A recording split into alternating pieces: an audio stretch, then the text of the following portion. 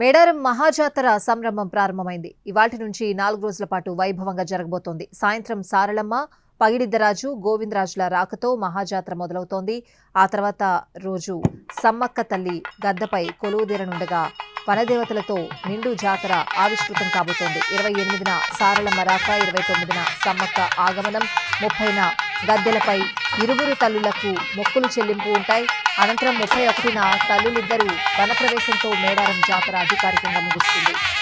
భక్తుల రాకతో మేడారం కిక్కిరిసిపోయింది. కాసేపట్లో గద్దెపైకి చేరుకోనున్న సారళమ్మ దర్శనానికి భక్తులు పోటెత్తారు. నేటి నుంచి 4 రోజుల పాటు మహాజాతర కొనసాగనుండటంతో జనం తరలి వస్తున్నారు.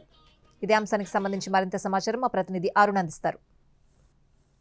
మేడారం మహాజాతరకి భక్తుల రద్దీ పోటెత్తుతుంది. మేడారం మహాజాతర ఈ రోజు ప్రారంభమవుతున్న నేపథ్యంలో భక్తులు పెద్ద ఎత్తున మేడారం చేరుకుంటున్నారు. భక్తుల రాక నేపథ్యంలో అధికార యంత్రాంగం పూర్తిగా ఏర్పాటు చేయడం జరిగింది. ఈ రోజు మేడారంకు సంబంధించినటువంటి ప్రధాన మహాజాతరకు సంబంధించినటువంటి ఘట్టాలు కొనసాగుతున్న నేపథ్యంలో భక్తులు తమ మొక్కులు చెల్లించుకోవడం కోసం మేడారంకి వచ్చిన తీరును మనం ఒకసారి చూడొచ్చు. సమ్మక్క సారలమ్మలు గద్దెలు చేరిన తర్వాత దర్శనం చేసుకోవడానికి ముందే ఇక్కడ 2-3 రోజులు మకాం వేసేవాళ్ళు.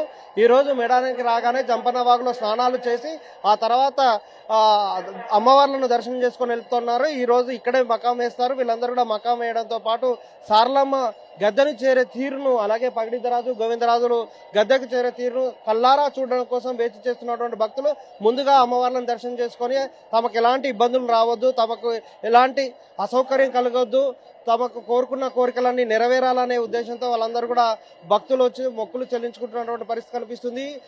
మహాజాతర సమయంలో ఎక్కువ మంది భక్తులు ఉంటే ఇబ్బంది తలెత్తుతుందని భావించిన వాళ్ళందరూ కూడా ముందే వచ్చి తమ మొక్కులు చెల్లించుకునడం కోసం వస్తున్నటువంటి భక్తుల సంఖ్య కూడా కొనసాగుతున్నటువంటి పరిస్థితి కనిపిస్తుంది. ఈ రోజు ప్రధాన ఘట్టాలు సాయంత్రం సారలమ్మను కన్నెపల్లి నుంచి పూజారులు గద్దెకు చేరుస్తారు. అలాగే గన్నెపల్లి నుంచి సారలమ్మ వచ్చే సమయంలోనే పగిడిద్దరాజు, గోవిందరాజులు కూడా ముగ్గురు వనదేవతలు గద్దెకు చేరుతారు. ఈ 3 వనదేవతలు, ముగ్గురు వనదేవతలను గద్దెను చేర్చే క్రమంలో ఇప్పటికీ పూజారులు తమకు సంబంధించినటువంటి ప్రక్రియ, పూజాది కార్యక్రమాలు కొనసాగుతున్నటువంటి నేపథ్యం కనిపిస్తుంది.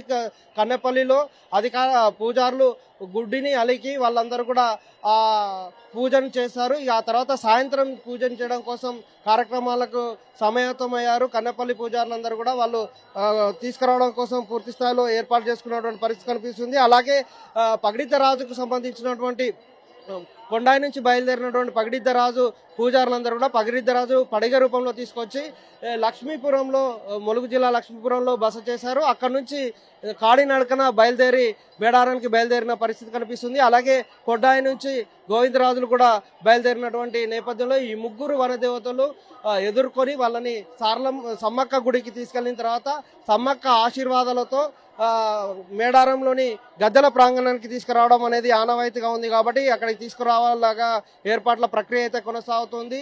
సాయంత్రం 6 గంటలకి సారలమ్మ, గోవిందరాజులు, పగిడిద్దరాజు ముగ్గురు గద్దెను చేరేటువంటి పరిస్థితులు కనిపిస్తున్న నేపథ్యంలో భక్తజనం పెద్ద ఎత్తున వస్తున్నారు. భక్తులు వస్తున్నటువంటి నేపథ్యంలో ట్రాఫిక్లో కంట్రోల్ చేసే ప్రయత్నం పోలీస్ యంత్రాంగం ఒకవైపు చేస్తుంటే మిగిలినటువంటి అధికారులు, రెవెన్యూ డిపార్ట్మెంట్ కానీ ఇతరత్ర అధికారులు, ఇక్కడికి వచ్చేటువంటి విఐపీలను తీసుకునే వాళ్ళు కొంతమంది, అలాగే మిగిలినటువంటి భక్తులకు వసతి, సాగునీరు, అలాగే డ్రైనేజ్ సంబంధించి వాళ్ళకి శానిటేషన్కి సంబంధించినటువంటి ఒకవైపు, అలాగే టాయిలెట్స్కి సంబంధించినటువంటి నిర్వహణ ఒకవైపు ఉండేలాగా కొనసాగేలాగా ఏర్పాటు చేయడం జరిగింది. సాయంత్రం 6 గంటలకు సారలమ్మ, పగిడిద్దరాజు, గోవిందరాజులు గద్దెకు చేరడంతో మేడారం మహాజాతర పర్వం కొనసాగుతుంది. రేపు సమ్మక్క రావడంతో మేడారం జాతర పీక్ చేరుతుంది. ఆ ఇద్దరు అమ్మవార్లు దర్శనం చేసుకొని శుక్రవారం రోజు దర్శనం చేసుకోవడం కోసం పెద్ద ఎత్తున వస్తారు. మొత్తం ఈసారి 1,500 మంది 3 రోజుల్లోనే వస్తారని అంచనా వేసిన అధికార యంత్రాంగం దానికి తగ్గట్టుగా ఏర్పాటు చేసింది.